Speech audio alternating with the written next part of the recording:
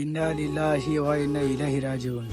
অবশেষে চলে গেলেন শেষ ঠিকানার যিনি কারিগর হিসেবে পরিচিত, সেই কিশোরগঞ্জ জেলা ইটনা উপজেলা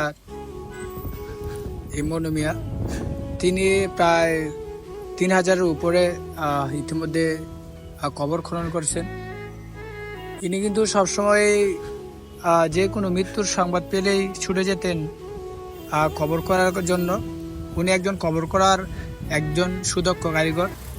আপনারা দেখতে পাচ্ছেন ওনার কবর করার যে নিপুণ কি সুন্দরভাবে অনেক সুন্দর করে একটি কবর করেন। কারণ ওনার কথা হলো গিয়ে এটা হলো গিয়ে শেষ ঠিকানা, আর শেষ ঠিকানা বাড়িটা যেন একটু সুন্দর হয়। তো আসলে যিনি কিনা সবার মৃত্যুর সংবাদ শুনলেই কবর করার জন্য চলে যেতেন, আজকে তিনি আমাদেরকে ছেড়ে না ফেরত দেশে চলে গেছেন। তবে ওনার একটি ইচ্ছা ছিল যে উনি হজ করবেন, তবে এই হজ করাটার হলো না।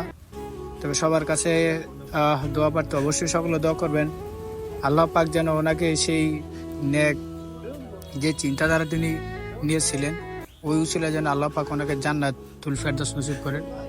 আপনারা জানেন যে গত কয়েক মাস আগে মনু মিয়া যখন অসুস্থ ছিলেন, তখন কিন্তু তার এই শখের যে ঘোড়া নিয়ে তিনি প্রতিটি জেলা উপজেলা বা প্রতিটি গ্রাম অঞ্চলে যেতেন।